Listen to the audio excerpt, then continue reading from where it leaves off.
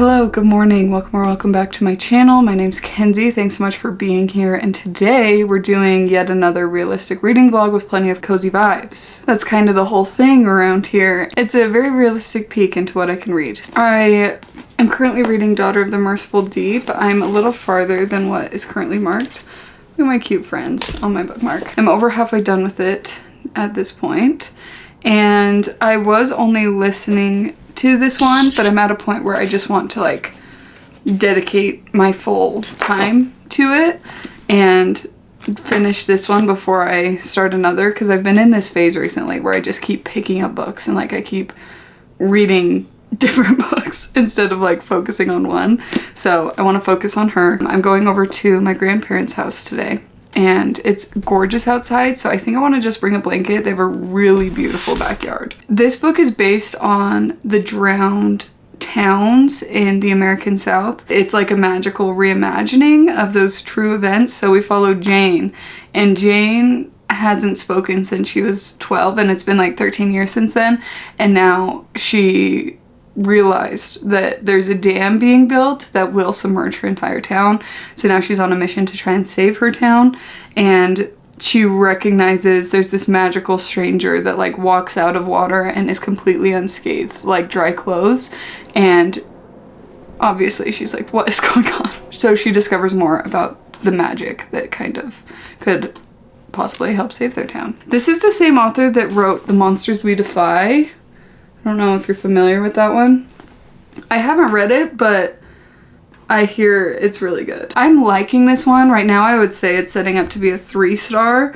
The start was just a little bit difficult for me because it was very much like, let's go to this place and meet this person, first and last name and their occupation, and then here's this person's first and last name and their occupation. And I was like, what is going on? And we didn't get to like the magical element until like almost 50% through, and then we hit 50%. I'm like, okay, now we're cooking. Now we're having a good time. You know, like we're understanding the magical stranger a little more at this point, so that made me like it more. But the start was just kind of slow for me and not super gripping until I reached, I think, I don't know why I know this, but I looked at my audiobook and it was at 42%. And I was like, okay, now we're getting into it. So that's kind of how I feel about this one. I started rock, paper, scissors, and then I realized I should really just finish Daughter of the Merciful Deep and then get into rock, paper, scissors. So that's what I'm gonna do. I'm making a little breakfast right now, so I'm gonna just read while my hard-boiled eggs are boiling. So I made this banana bread, and look what he's watching down here. It's my last video. How embarrassing. Okay, banana bread is ready to go in the oven.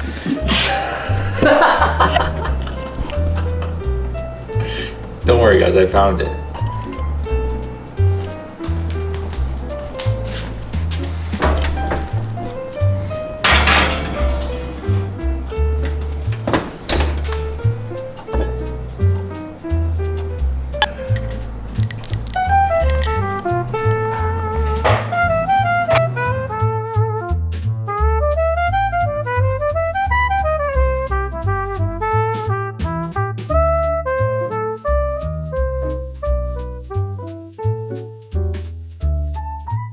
I'm back from work and I have some dinner going. Yesterday we went to my grandparents and had a little family time, which was really nice. And we ate all the banana bread. It was absolutely devoured, in case you were wondering. We're having just a little pasta, like vodka pasta tonight.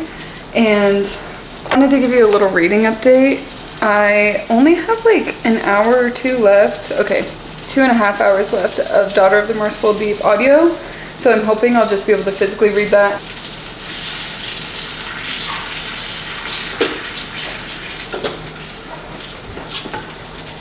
With Daughter of the Merciful Deep, I am liking it. I think I'm gonna end up rating it 3 stars if I had to guess, because it took me a while to get into, and ever since the intro was just a little harder, it's been a little more difficult for me to get into, but we'll probably finish that in the next day or two, and then see where we go from there. All right, let's show the dinner.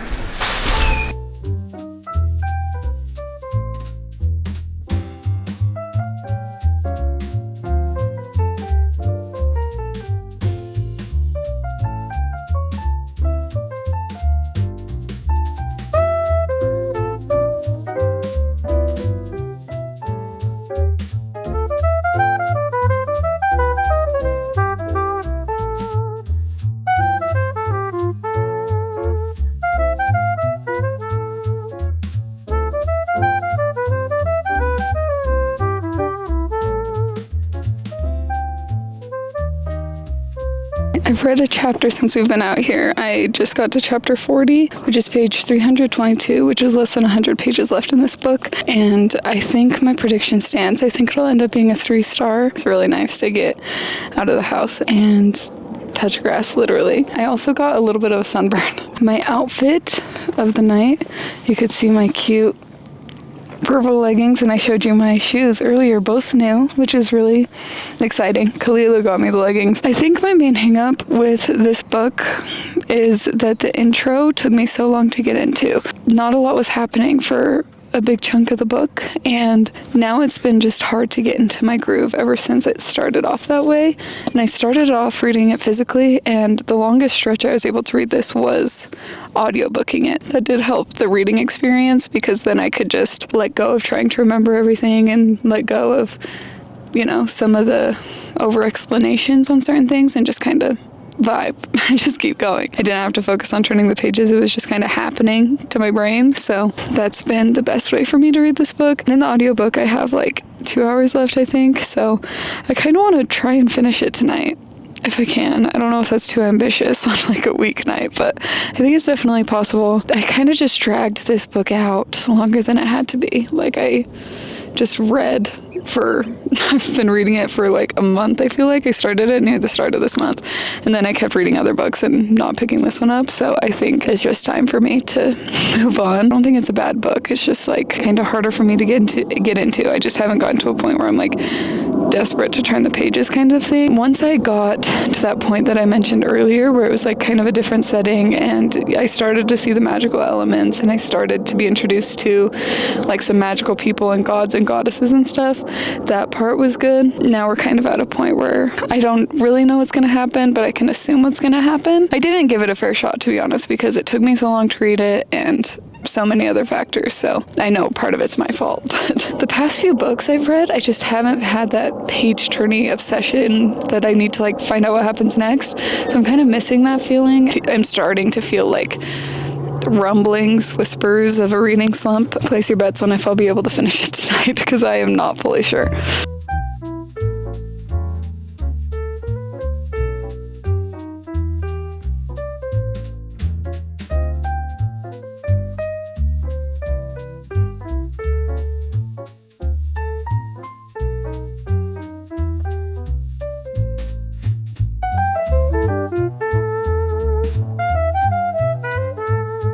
I just got out of the bath and I'm doing my skincare, and I have a tattoo appointment tomorrow. Let me show you what I'm getting.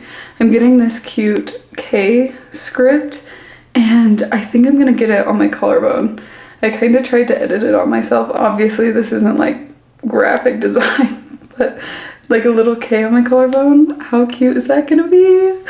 I always get like a little nervous for a tattoo, not for the pain, but just like the permanence. But I've been wanting a K initial for a long time because my maiden name starts with a K. Obviously my name's Kenzie, so I've been wanting a K for a while. Also tomorrow I have this horse-guided therapy situation. My mother-in-law gave it to me as a gift. I've been going through it, and so she gave me like a gift to like do like an hour of horse therapy essentially. And that's tomorrow evening. So I'm very excited to see what that's like. I had never heard of something like that before. Last time you'll see a fully naked collarbone.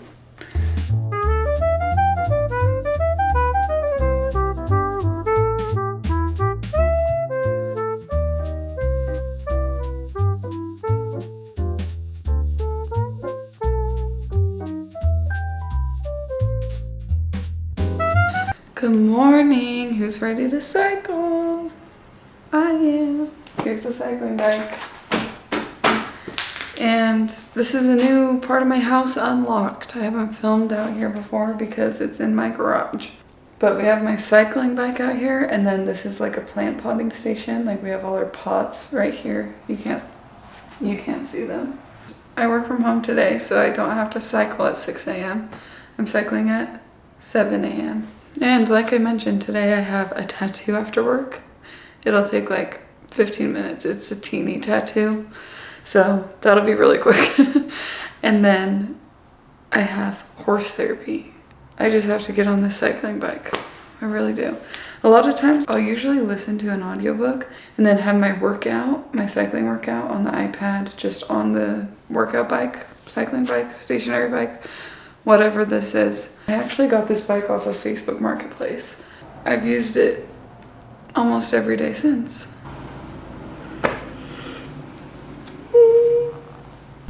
It's time to go get my collarbone tattooed. At least I'm pretty sure that's what I'm gonna do. I hope I don't call an audible. Sometimes I have to have the stencil like actually on for me to be like fully 100% confident, so I'm gonna see what it looks like on my collarbone. I'm so excited. And I think a collarbone tattoo is so cute, so let's go. I made it here and I'm wearing this crew neck because I got a little chilly this morning, but I'm wearing a tube top underneath it so I can see like the full collarbone and placement. So I'll take this off to get tattooed, but I'm so excited. I'm nervous. I already filled out all the paperwork and stuff and my appointment's in like 10 minutes.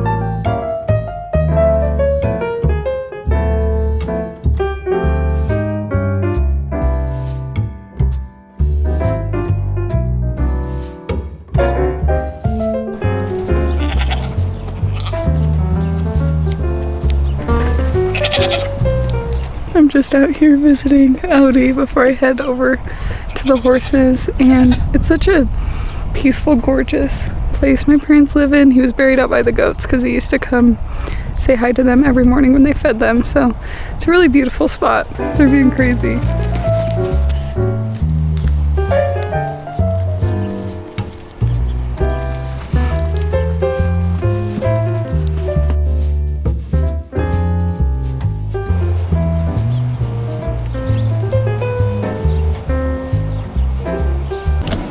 Not the steering wheel being the focal point. Focus on me!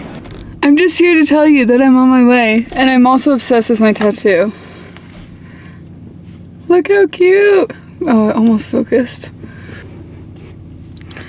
I'm obsessed with her. I just want to take the second skin off already!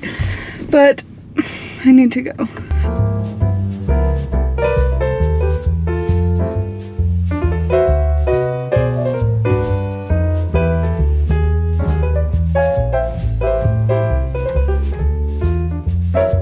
Okay, I think I made it.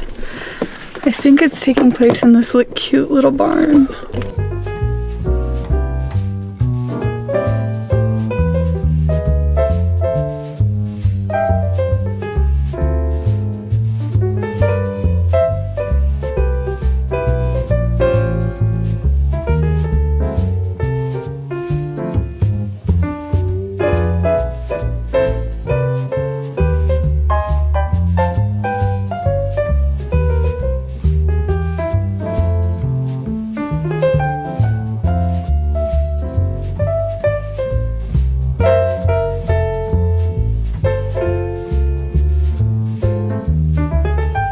I'm driving home. I just finished my time with the horses. It ended up being like an hour and 20 minutes, and it was a very inspiring, enlightening experience. Growing up, my great-grandparents had horses, and I would just spend hours out there with them.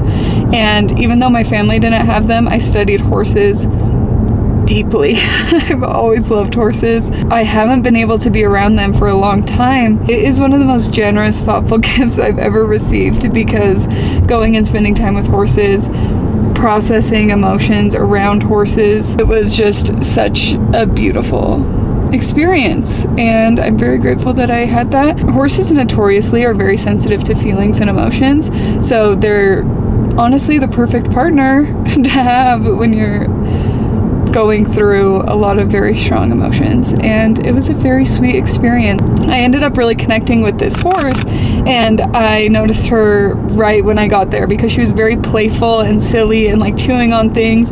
She was like really big and gorgeous, and I was immediately drawn to her because I'm like, I need to be more like you. She was like very curious and playful. The session started by me just going through and greeting each of the horses. There were 3 that I was working with and could connect with, and I ended up connecting with a horse named Novi. She's the brown horse with the black mane, and I really connected with her because of how playful and like happy she was. That's how I read it. So I ended up doing a lot of those activities with her. And other horses were like involved and around in the interactions, so I was able to hang out with the other horses.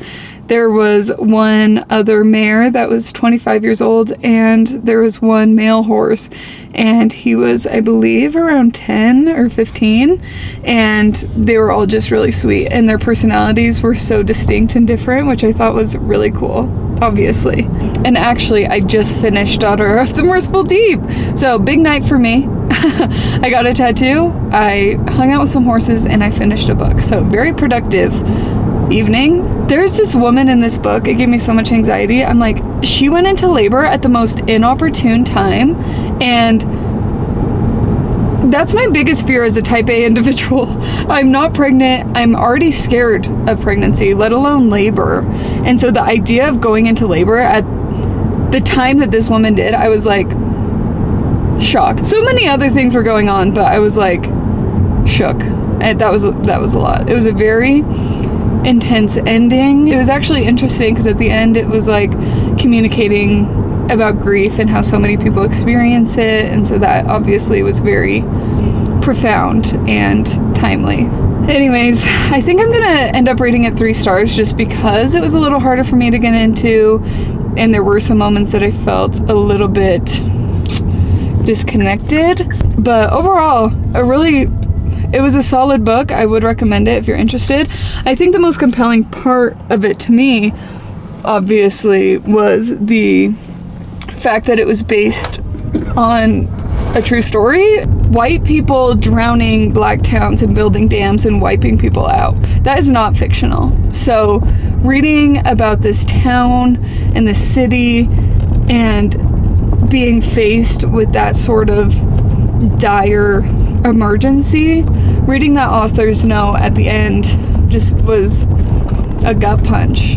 This book was set in Alabama, and this happened in Alabama, and that's just so appalling. It's a wild thing to confront, and I think if you're interested in learning more about that history, I feel like this book is a very good conduit, and I was able to learn about it while indulging in this fictional world and following fictional characters, and I learned a lot along the way, so I would recommend that. That was the most compelling part of the story for me, even when I got lost in the characters or the magic. So I think I'm gonna end this video here. Thank you so much for spending a few mornings and a few evenings with me. Thanks for reading with me and just hanging out. And if you enjoyed this video, be sure to like and comment, and if you're not already, please subscribe. It means so much to me, and I hope to see you again soon.